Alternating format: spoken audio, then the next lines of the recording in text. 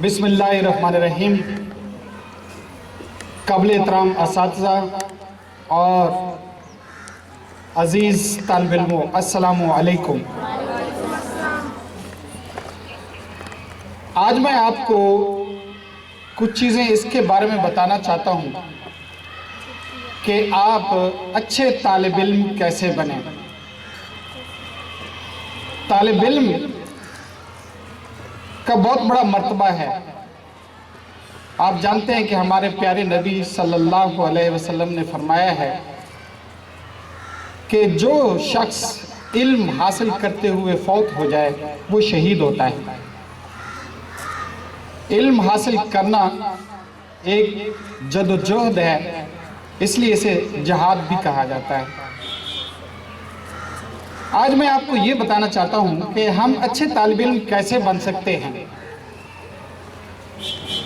मैं हर चीज़ का आगाज़ जो है वो सोच से करता हूँ। सोच,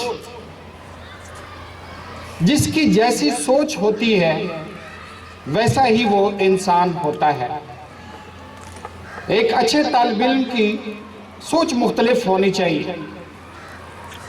एक तालिब इल्म दरवेश होता है, हर वक्त उसकी लगन होती है कि वो कुछ सीखे। इसलिए आजकल मैं कहता हूँ कि आपसे मैं ये नहीं पूछूंगा कि आज आपने क्या पढ़ा है या आपको आज टीचर ने क्या पढ़ाया है। बेटा, मैं आपसे हमेशा ये सवाल करता रहूँगा कि आज आपने क्या सीखा है, कौन सी नई बात आपने सीखी है। सीखने पे जोर दें कि हमने क्या सीखना है, आज सीखा क्या है और कल हम क्या सीखने जा रहे हैं। सोच बेटे, सोच को बदल दो तो सब कुछ बदल जाता है। आज आप वो कुछ हैं जो कल आप सोचते थे और आने वाले कल में आप वो कुछ होंगे जो आज आप सोच रहे हैं। जैसा तुम अपने बारे में सोचोगे वही कुछ होगे।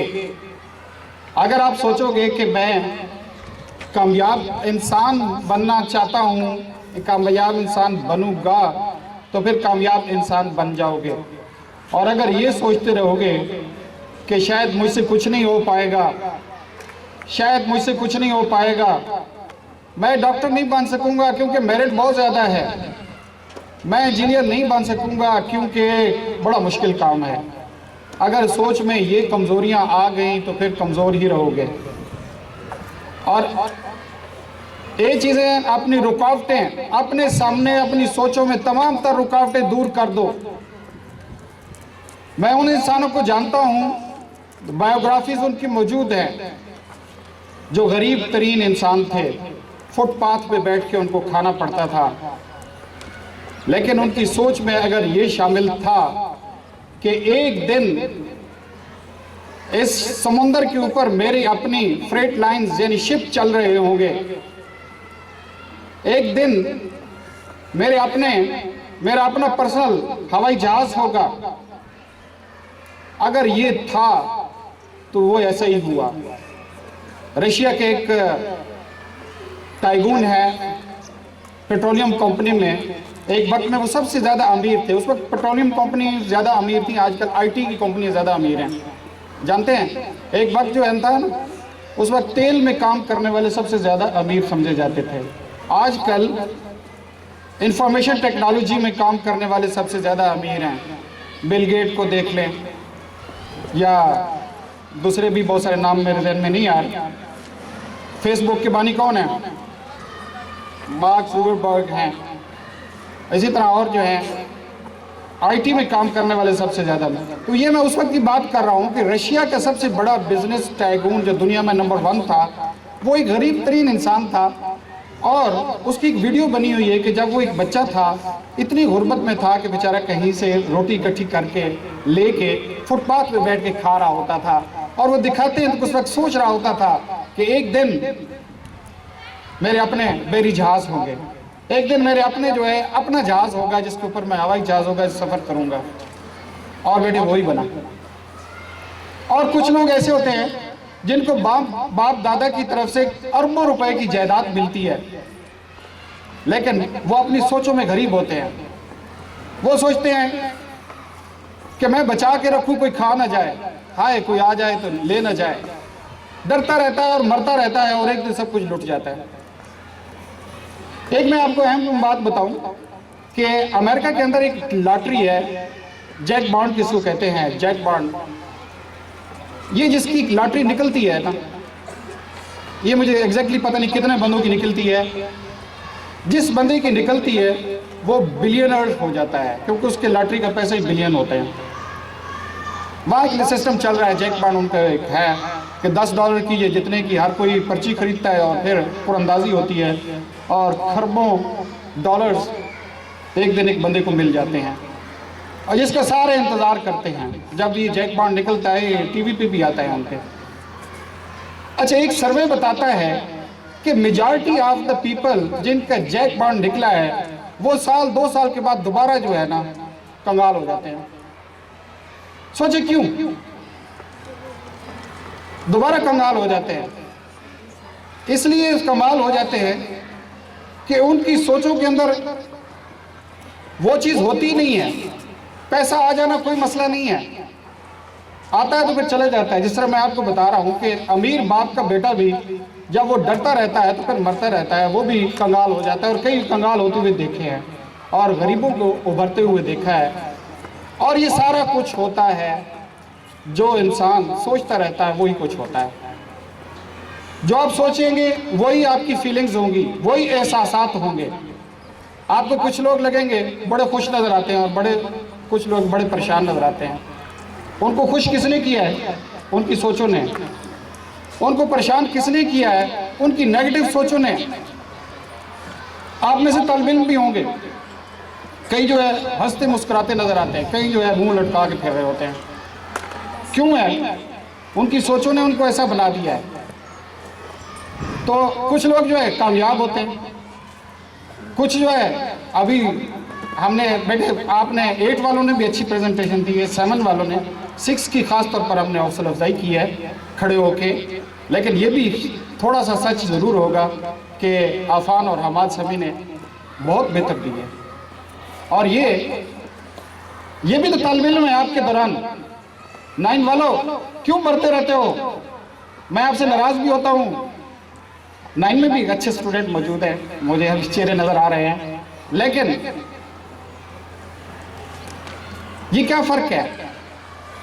इन बच्चों की सोच जो है, जहाँ जो आ जाते हैं, जो नंबर ले जाते हैं, जो आगे निकलते हैं, कोई फ़र्क नहीं है, कोई फ़र्क नहीं है। कोई मत समझे कि मैं कोई कुंज़ेन हूँ या कोई और है। सिर्फ एक सोच है। उस बच्चे के अंदर सोच मुख्तलिफ है कि वो हर चीज़ को सोचता है कि मैं कर गुजरूँगा, और फिर उठता है और कर गुजरता है।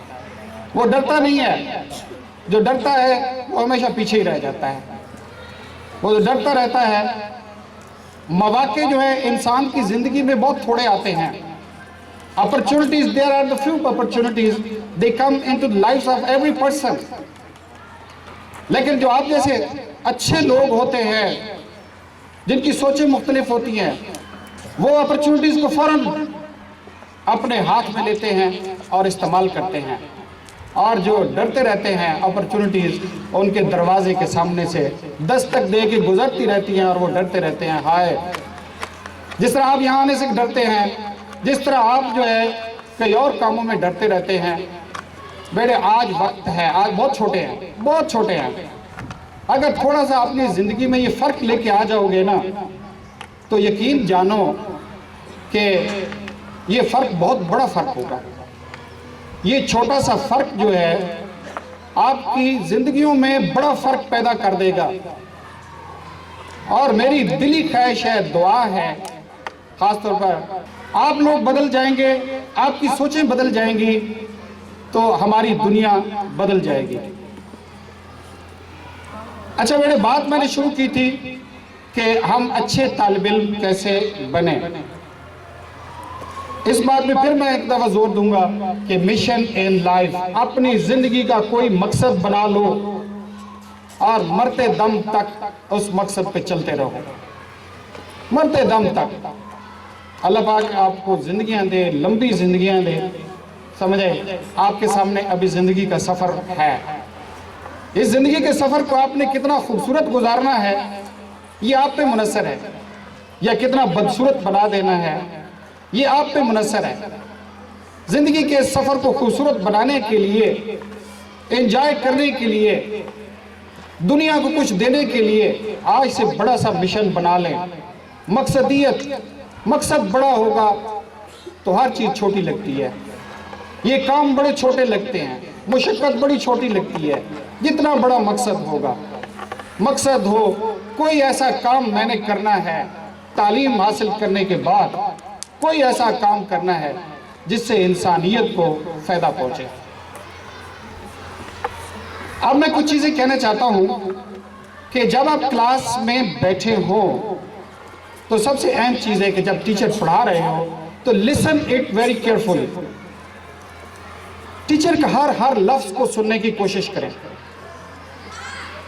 बाद लोग सुनते हैं, उसके साथ साथ एवेल्युएट करना शुरू कर दें, क्या कह रहे हैं, सोचना शुरू कर देते हैं। इसको एवेल्युएटिव प्रोसेस भी कहते हैं, क्रिटिसाइज्म भी कहते हैं, कुछ भी कहते हैं।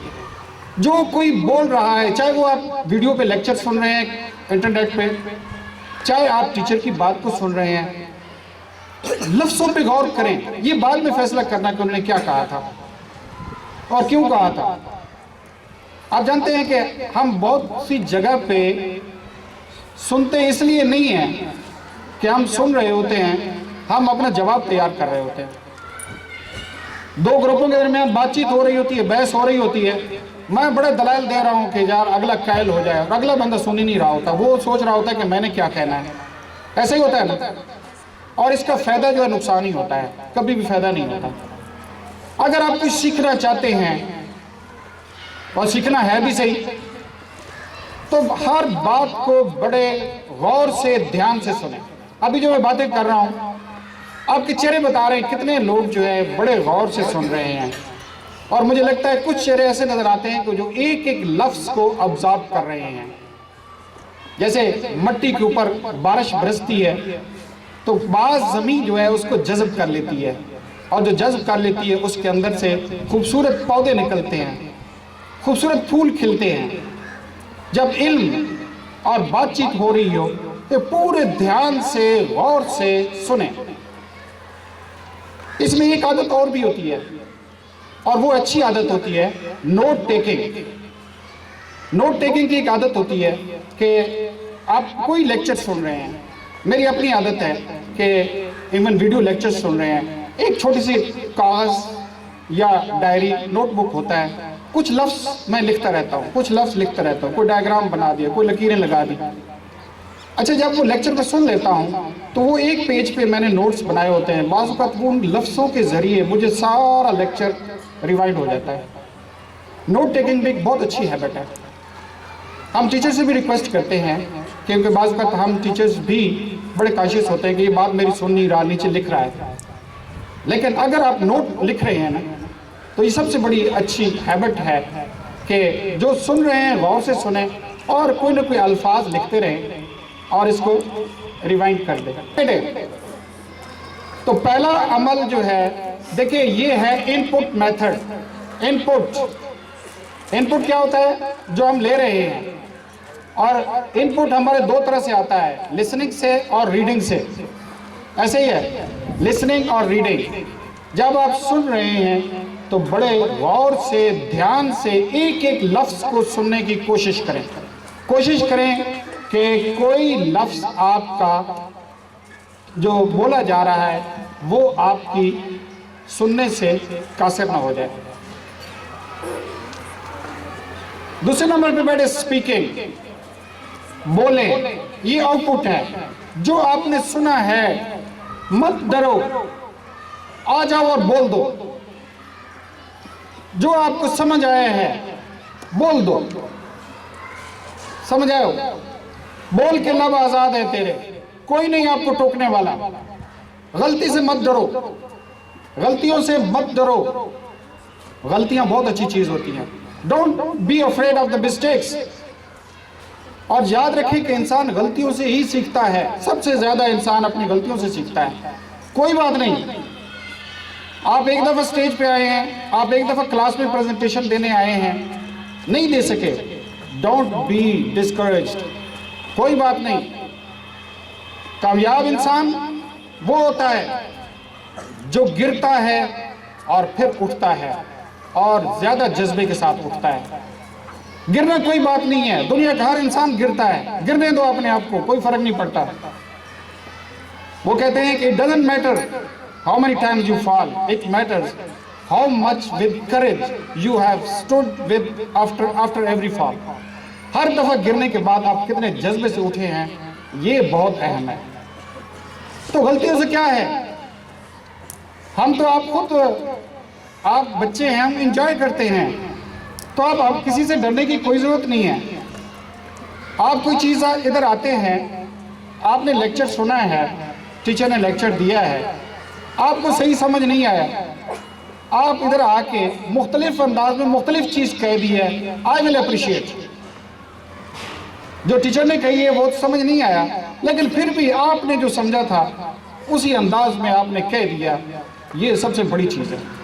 क्योंकि क्या कहना है ये तो तब्दील होता रहेगा, कैसे कहना है ये सीख ले बेटे, कैसे कहना है। आए बस धड़ाम से शुरू हो जाए, और जब भूल गए हैं तो कहें कि यार ये बाद में मैं आपको बताऊंगा, कोई बात नहीं है, बात मैं आपको बताता हूँ। समझ नहीं आया फिर भी आपने एतमाद से कह दिया कि ये बातें मुझे समझ आई हैं, ये अभी समझ नहीं आए। ये मैं आपसे पूछ लेता हूँ, कोई तरीका, people will give the smile, people will clap, people will appreciate, समझे। मैं फिर कहता हूँ कि फौज में जब ISSB पे जाते हैं तो सबसे ज़्यादा ये देखते हैं, सवाल ऐसे करते हैं, मसलन मैं कहूँ कि सवाल करते करते इतने मुश्किल सवाल कर देते हैं कि किसी को जवाब उसका आता ही नहीं है, समझ आए। मतलब मुझसे उसने पूछा कि दरियाए नील की, मतलब आसान से मुश्किल की तरफ किया, बजात बेटे सी बेटे, आसान सवाल करता रहा, उसके मैं जवाब कुछ देता रहा, फिर मुश्किल, फिर मुश्किल, फिर इतने मुश्किल में चला गया क्या कि दरिया नील की लंबाई बताएं। अब मुझे क्या याद है, फिर कहता है आप बताएं कि 33,585 मल्टीप्लाई 945, इसका क्या जवाब है। मैंने कहा सारी I can do on the paper. तो उसने कहा कि नहीं, आपने ज़बानी बताना है। तो मैंने थोड़ा सोचा, like sir it's not possible to tell orally. If you give me a piece of paper, I will write it and I will do it. उसने कहा नहीं यार, ये क्या कह रहे हैं आप, माशाल्लाह इतने पढ़े लिखे हैं, मुझे ज़बानी करके दिखाएं। ये कौन सी बात है, मैं कर सकता हूँ, मेरा बेटा कर लेता है, 4th क्लास में है। तो फिर मैंने देखा, मैंने कहा sorry sir it's very difficult, rather it's impossible. अच्छा, इसमें मैंने वो एक्सपेक्ट ये नहीं कर रहा था कि मैं इसका जवाब दूंगा, कतन किसी को नहीं आता इसका। दरिया नील की, दरिया सिंध की लंबाई आप पूछ रहे, दुनिया के पता नहीं कितने दरिया हैं, थोड़ी याद की हुई किसकी कितनी लंबाई है, किसी को नहीं पता होता। वो ये नहीं देख रहा था कि ये जो कैंडिडेट बैठा है ये जवाब देगा, वो ये देख रहा है कि कितना परेशान होता है ये, वो मुझे परेशान करने की कोशिश कर रहा है। और अगर मैं परेशान नहीं हुआ तो सिलेक्टेड, अगर मैं परेशान हो गया, डर गया तो रिजेक्टेड। बस कैंडिडेट तो शुरू से ही परेशान हो गए ना, आम से सवाल है जिनके जवाब आने चाहिए, वहीं पे परेशान हो गए वो तो उसी वक्त उड़ गया ना चाहिए, थैंक यू वेरी मच। अब एक कैंडिडेट परेशान नहीं हो रहा, फिर तो उस पर क्वेश्चन डाले जा रहे हैं और देख रहे हैं कि करता क्या है, समझ आई ना। वो ये नहीं देख रहा था कि इसका जवाब आएगा, वो ये देख रहा था कि कितना कंफ्यूज होता है, कितना परेशान होता है। तो बेटे असल चीज़ तो यही है कि इस पे हम काबू पा लें कि हमने परेशान नहीं होना, नो प्रॉब्लम एट ऑल, समझ आए। सबसे अच्छी चीज़ है, उसी वक्त मैं कहता हूँ स्टूडेंट्स के लिए तालियां बजा दें जो उस वक्त खड़ा हो जाता है और सबसे पहले खड़ा हो जाता है और सबसे बड़ा इनिशिएटिव उसके पास होता है। This is called the initiative, कि जहाँ कहा है तो सबसे पहले वो ही खड़ा हो जाता है। उसके बाद बेटे reading, then other input method reading, किताबों को पढ़ना। कल मैं एक क्लास के साथ डिस्कस कर रहा था, अभी मजीद के साथ करेंगे कि किताबें पढ़ना खुद सीख लो, कि किताब पढ़नी कैसे है। सबसे बड़ा प्रॉब्लम वो हमारा एजुकेशन सिस्टम है कि हम बच्चे को आर्टिकल तो पढ़ाते रहते हैं, ये नहीं पढ़ाते कि यार आपने किताब पढ़ना सीखना कैसे है। आप किताबों को पढ़ना सीखना शुरू कर दें। एक आर्टिकल आप पढ़ें, खुद पढ़ें और समझने की पूरी कोशिश करें। चले नहीं समझ आया, टीचर से मदद ले लें। सुन रहे हैं मेरी बात? हिम्मत ना हारें, दोबारा अगला आर्टिकल पढ़ें। हो सकता है पहला आर्टिकल जो पढ़ा था उसमें आपको कुछ 10% पता चला था, दूसरा पढ़ा था 20% पता चला। यकीन जाने बेटे, अगर इस पे लगे रहेंगे ना लगे रहेंगे तो एक दिन ऐसा आएगा कि आप आर्टिकल खुद पढ़ेंगे और आपको सारा समझ आ जाएगा। खुद पढ़ने की कोशिश करें, कोशिश करें कि आप एडवांस में पढ़ें। एडवांस, क्योंकि क्लास में आप आ गए, टीचर ने पढ़ा दिया, फिर आपका काम तो खत्म हो गया, पढ़ने वाला काम खत्म हो गया, अब याद करने वाला शुरू हो गया। लेकिन मैं चाहता हूं कि आप ये आदत डाल लें कि ये किताब मुझे पढ़नी आनी चाहिए, चाहे कोई मुझे पढ़ाए या ना पढ़ाए, मुझे पढ़नी आनी चाहिए। तो जिस दिन बेटे एक चैप्टर भी आपने खुद से पढ़ लिया और समझ लिया, आपने यूं समझे कि सालों का काम आपने कर लिया है। सालों का काम आपने कर लिया, आपने एक स्किल सीख ली है कि पढ़ना कैसे है। तो फिर आप पढ़ना शुरू कर देंगे। पढ़ने के लिए सबसे अहम चीज कि कोई भी आर्टिकल खोलते हैं तो उसको डायरेक्ट पढ़ना ना शुरू करें। उसको पहले आर्टिकल को हेडिंग देखें और फिर गेस करें कि इसमें क्या हो सकता है। Let's say article is about the conductors and bad conductors, good conductors and bad conductors. पढ़ने से पहले जरा गेस करें कि इसमें क्या हो सकता है। ये आपने हो सकता है 1 में भी पढ़ा है, 2 में भी पढ़ा है, अब मैं ख्याल 8 में भी मैंने कल देख रहा था उसमें भी आए पढ़े हैं। बात तो एक ही है, लेकिन थोड़ा सा उसको बढ़ा दिया गया होगा। तो क्या कह रहा हूं कि पहले गेस करें कि इसमें क्या हो सकता है। कंडक्टर्स हीट के भी हो सकते हैं, इलेक्ट्रिसिटी के भी हो सकते हैं। इलेक्ट्रिसिटी के कंडक्टर्स की बात हो रही है, हीट के हो रही है। अच्छा, फिर तस्वीरों को देखें, फिर गेस करें कि क्या हो सकता है। अच्छा, इससे बाद आपकी एक हैबिट बन जानी चाहिए कि आपने तस्वीरें देखी हैं, हेडिंग देखी है, आपने गेस किया कि इसमें ये हो सकता है और फिर आपने पढ़ना शुरू किया। तो हो सकता है कि आपने तस्वीरों और हेडिंग से भी सारा कुछ सीख लिया हो। फिर पढ़ने के बाद आपको पता चले कि ये तो मैंने पहले ही गेस कर लिया है, पहले ही मुझे समझ आ गई है। फिर आप पढ़ना शुरू कर रहे हैं और फिर समझने की भरपूर कोशिश में लगे हुए हैं। ठीक है ना जनाब? हाँ, फिर समझ नहीं आती, teachers please come to the teacher. बेशक सेपरेट पूछें, और टीचर से भी रिक्वेस्ट करता हूँ सेपरेट पूछे कि सर आप तो चैप्टर नंबर 3 पढ़ा रहे हैं, मैं चैप्टर नंबर 5 आजकल पढ़ रहा हूँ, मुझे ये चीज़ इतनी तो समझ आ गई, ये एक बात नहीं समझ आ रही। And that will be a great achievement. समझ आई बेटे? रीडिंग, लिखना बेटे, राइटिंग। उसके बाद एक आउटपुट और मेथड है कि आप जो कुछ सीखते हैं उसको तहरीर में लेके आते हैं, राइटिंग में लेके आते हैं।